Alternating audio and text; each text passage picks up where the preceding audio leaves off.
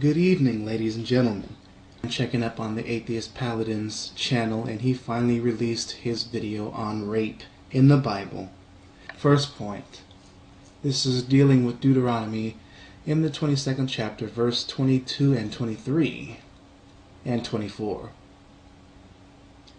Now, Krazie claims that this is simply a case of adultery, but what he doesn't know, in verse 22, it already deals with a case of adultery. I mean, if it was adultery, then why is it pardoned that the woman cries out? Because it's rape. Nowhere in the verse 24 does the word rape ever enter the picture. Not even the word force enter the picture. You have made a baseless, unfounded assertion. That is the bottom line. Okay, Krazie, open up a Strong's Concordance, like this. Let's see if the word rape is anywhere in the Bible. Let's see. Get a better image.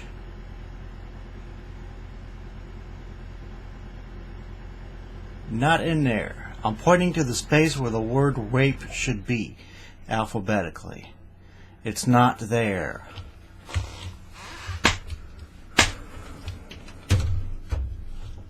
The word rape never appears in the Bible at all. So therefore it must be implied in some sort of manner. Now I wonder how that is done.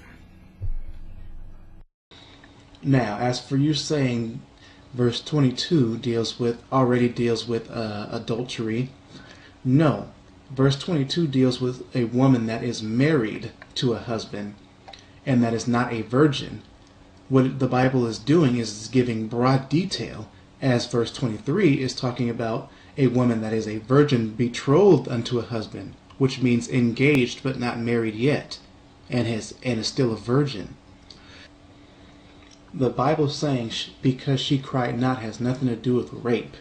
It simply means because she did not protest to it, meaning she was all for it. Now, if it said she cried not, and at the same time it said the man forced her, then it would be dealing with rape, and then it would be stoning a rape victim. But until the scripture says that, it doesn't. And you have...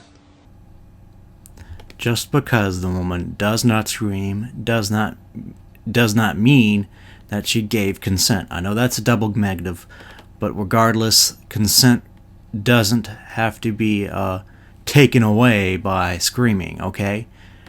There are plenty of circumstances to which there are good reasons not to scream, such as having a knife to your throat for a reason why they didn't scream, or they generally were in the belief that their life was under severe threat. So in making this rule that way, it puts the person between a rock and a hard place. Damned if you do, damned if you don't. If you don't go, get stoned outside the temple, outside the city because you didn't scream, or you get killed by your victimizer. Either way, rape or force is still implied, regardless if the person screams or not. Failed. Ooh, he tries to be a sly little devil dog in this next portion. Watch this. We're going to stop him dead in his tracks, though, with hard evidence and cross-referencing scripture and bringing things into context. Let's take a look. So, afflict, oppress, humble, be afflicted, be bowed down. To put down, to become low. To depress, to downcast. To be afflicted, to stoop. To mishandle, afflict. Really, this doesn't really sound like of anything that is consensual to me. You see how he brisks over the main portion? Let's take a look at something. I like Biblos because it's much bigger, much, much bigger. Now, where it says humble, it also uses the word violated, because he violated his neighbor's wife, meaning because the wife belongs to the husband. The definition for humbled is, in the context, is to lower in condition or importance or dignity. This is the context of this verse, is humbled. And to cross-reference that, to make it plain and to make this point true, we will go to Deuteronomy in the 21st chapter 14, where it says, "And it shall be, if thou have no delight in her, then thou shalt let her go whither she will. But thou shalt not sell her at all for money. Thou shalt not make merchandise of her, because thou have humbled her," meaning thou have depreciated her in value. She's been deflowered, for a lack of better words, to be PG-13. So the point that he tried to make in trying to make a rape case falls flat on its face. Oh, he tried. Did you see that? He thought he was good. But I have God on my side. Ah, yes, Krazie, you have God on your side, and you have Jesus on speed dial. Yeah, no doubt. What you fail to realize is what you're quoting from. Now I know you've already been through this with Freethinker, but that verse is about rape as well. Not that you admit to it, you'd come up with some ridiculous idea of abode for virgins. Okay, yeah, that's hilarious. You might want to take that bit on the road, Krazie. You might make some money on that one.